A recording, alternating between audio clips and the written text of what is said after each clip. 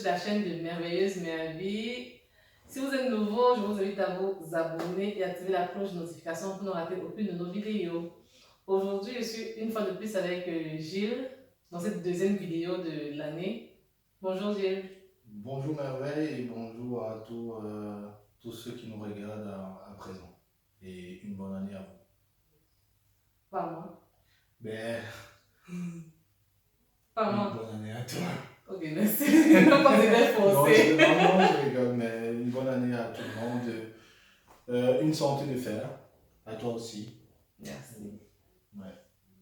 Comme le titre de la vidéo vous le dit, on va parler aujourd'hui d'un sujet qui touche beaucoup la communauté africaine, particulièrement la communauté camerounaise ici en Europe. Il s'agit de ces hommes-là qui vont chercher leur épouse au pays. Donc ils sont en Europe ou alors aux États-Unis, bref, ils sont en Maine.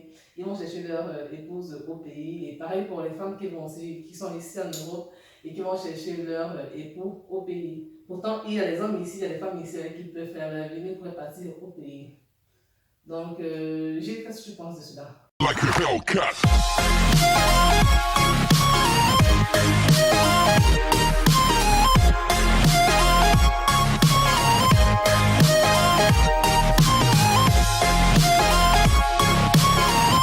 Ben écoute, je suis entre deux, c'est-à-dire que j'ai un avis un peu partagé dans la mesure où euh, non seulement chacun est libre de faire ce qu'il veut, mais pour ma part, il faut pouvoir trouver le juste milieu. Donc il y a des gens qui préfèrent aller chercher des femmes au pays parce qu'ils se disent que ces femmes sont un peu plus soumises.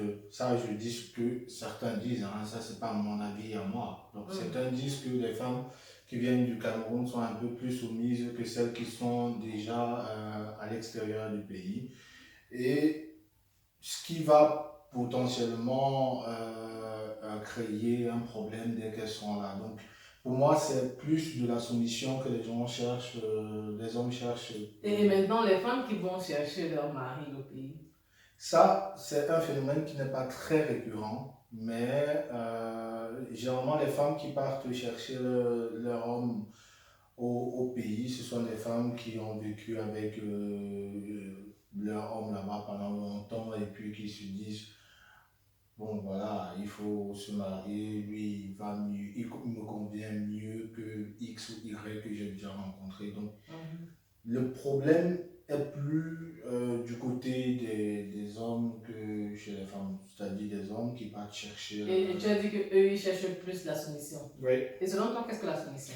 Pour moi, la soumission, c'est, je vais être un peu cru, hein. Pour moi, la soumission, c'est une femme une femme soumise, c'est une femme qui fait des choses comme son mari désire. C'est-à-dire que quand il demande de faire quelque chose, qu'elle le fasse, sans pouvoir essayer de d'osser les épaules et tout, des trucs comme ça. De donner son avis à elle. Non, pas donner son avis, parce que ça c'est autre chose. Mais essayer d'être un peu, de se jouer homme dans le ménage. C'est un peu, c'est vrai que ce que je dis est un peu abstrait, mais vous allez comprendre par la suite. Et tu as dit que le problème se pose souvent le plus souvent chez les hommes qui vont chercher les femmes au pays. Ouais. Quel problème vraiment? Le problème, celui-ci, c'est que pour certains, d'après ce qu'on écoute un peu de partout, le problème serait que quand la fille vient le retrouver, son comportement change. Mais j'ai envie de dire une autre chose, c'est vrai que ceux qui m'ont écouté depuis le début vont dire que finalement tu es de quel côté, mais j'ai rappelé que je suis presque au milieu. C'est-à-dire que le problème, c'est que vous avez eu une femme au pays qui était d'accord par rapport à tout ce que vous avez eu à faire par le passé, qui était toujours d'accord avec vous, qui ne donnait presque pas son point de vue. Si vous avez ce genre de relation, ça c'est mon avis, après vous avez le vôtre, si vous avez ce genre de relation, ça ne sert à rien parce que une fois qu'elle va arriver ici et qu'elle va comprendre beaucoup de choses, quand elle ne sera plus d'accord avec vous, alors vous allez comprendre, vous allez commencer à croire qu'elle est la mauvaise parce que maintenant elle n'est plus d'accord. Maintenant quand tu lui dis, écoute, j'ai 500, mon salaire est arrivé, je vais prendre cet argent-là pour faire autre chose avec, qu'elle te dise que non, on a plus important à faire que ceci, ce n'est plus une femme qui ferme sa bouche, ça devient un problème. Et moi, je pars sur le principe que les êtres humains fonctionnent si bien que quand ils ont le dessus sur quelqu'un, ils veulent rester dans cet état de suprématie, c'est-à-dire que je dois dominer, je dois dominer, je dois dominer. Vous devez être avec une, je ne suis pas un expert, il faut le rappeler, mais vous devez être avec une personne qui vous contredit parfois quand il faut. Mais je ne dis cependant pas qu'il faut être avec quelqu'un qui vous contredit pour rien. C'est-à-dire que là, c'est énervant, mais il faudrait être avec une femme qui vous contredise allez, quand c'est nécessaire, qui vous donne des bonnes idées, qui vous conseille, une qui est avec vous, que vous vous sentez bien quand elle est là, parce que ça nous arrive, nous, de faire des mauvais choix. Hein.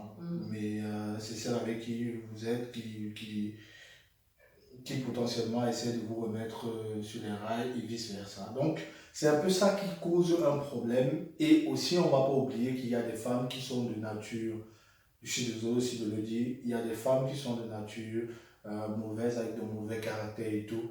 Et puis, je pense que quand vous décidez de poser un acte par rapport à une femme, c'est que vous avez jugé son caractère dès le début. Mais comme on dit souvent, il y a des gens qui cachent bien leur jeu. Ouais. C'est après beaucoup d'années qu'on s'en rend compte que, eh bien voilà, la personne a fait semblant pendant longtemps. Et très souvent aussi, il faut se poser la question sur la personne elle-même qui est en train d'analyser la chose.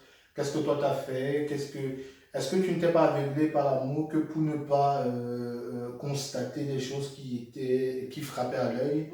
Bon, sans vouloir te couper, on a souvent tendance à penser que voilà, c'est la femme qui est arrivée en Europe grâce à son mari, qui change, on a tendance à penser que c'est elle la mauvaise.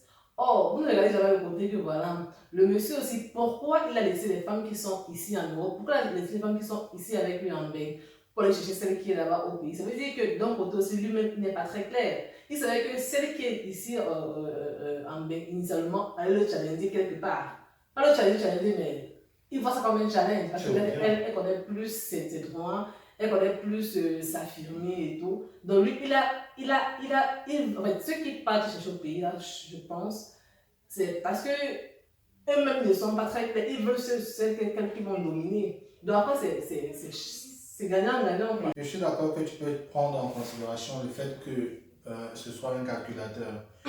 Mais il ne faut pas oublier que les hommes, surtout les hommes qui ont vécu la plupart de leur vie en Afrique, ont grandi suivant certains principes.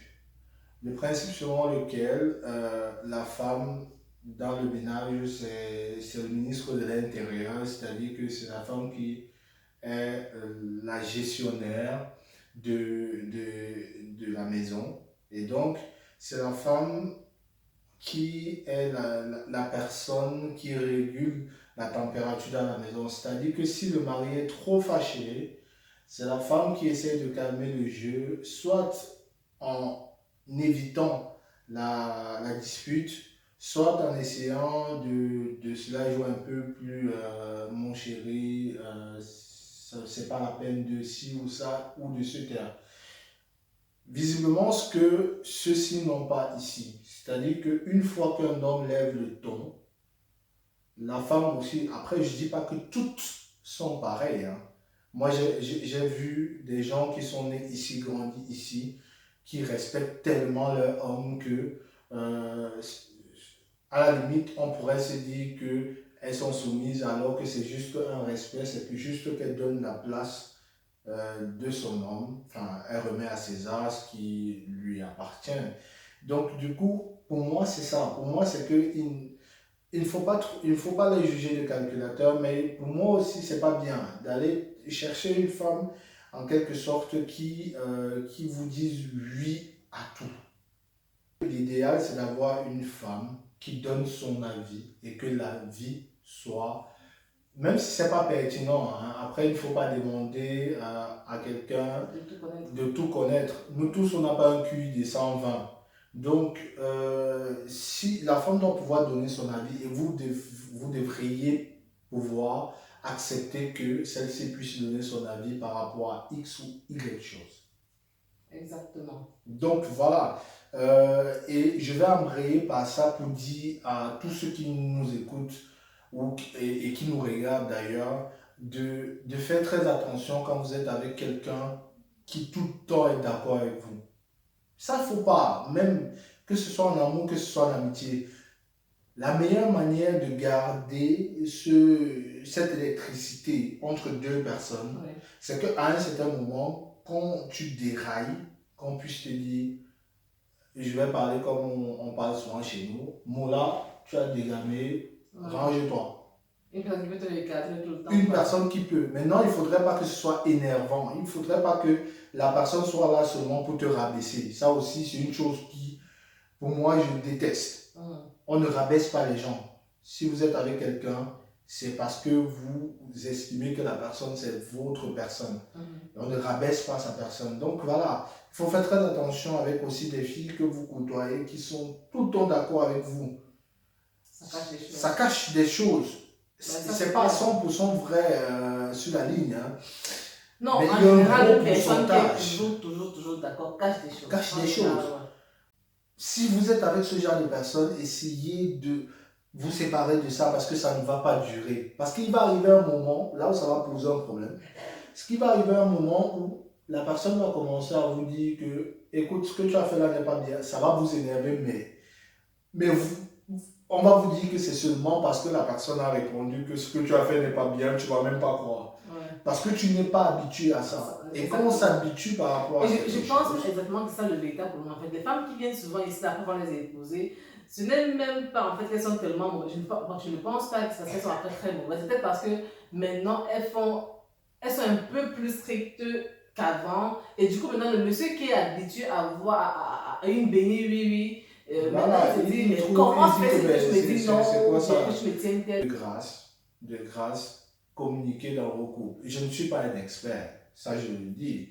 Mais la communication fait en sorte qu'on puisse sortir de beaucoup de choses. Éviter d'aller chercher une femme au pays pour la soumission. Parce que généralement, nous qui sommes ici, toutes, je ne dis pas toutes, hein, il faut éviter de généraliser, mais la plupart des filles qui tombent amoureuses, encore qu'il faudrait voir si c'est de l'amour ou autre chose. Ça, je ne vais pas parler de ça, mais la plupart des femmes qui, mettons-nous d'accord, qui tombent amoureuses de quelqu'un qui est ici, il y a aussi ce petit caractère de, il est à l'extérieur du pays, là-bas il se filme, il montre des photos, donc c'est quelque chose de bien, j'ai envie d'aller, si je lui tiens tête, on tient tête à quelqu'un, hein. Si je lui tiens tête, oui. Voilà, si je lui tiens tête, excusez-moi, le mec il va peut-être annuler le mariage ou annuler la relation, la procédure de voyage et tout. Exactement, même je voulais finir par dire ça aux femmes vraiment. Donc, essayez d'être vrai.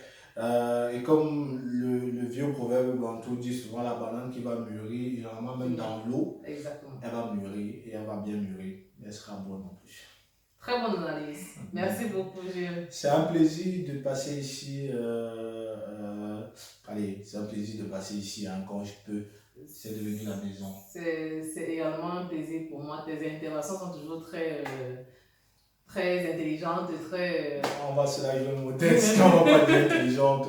Mais voilà, je donne mon avis. Après, c'est mon avis. Et surtout, n'oubliez pas une chose, c'est que vous pouvez toujours donner votre avis en commentaire. Il n'y a personne qui a le monopole du savoir. Il n'y a pas de réaction idiote. C'est plutôt des personnes parfois qui vous disent que vos réactions sont idiotes, qui sont peut-être idiotes. Ouais. Mais essayez toujours de donner vos commentaires et une idée, plus une idée, plus une idée, plus une idée donne des milliers d'idées. Et ça enrichit l'intelligence. Ouais. Peut-être ce que je pense est mauvais, hein, et ce que vous pensez peut-être... nous avons peut-être abordé ça d'une façon et puis vous allez aborder d'une autre façon et puis c'est constructif. Alors, nous sommes arrivés là au terme de notre vidéo. J'espère, nous espérons que vous avez aimé. Mettez des pouces pour nous dire que vous avez aimé. Et laissez vos avis en commentaire, comme il a dit. Partagez la vidéo, partagez. Et, on se retrouve très prochainement pour une nouvelle vidéo. Ciao! Bye bye! Like a Hellcat.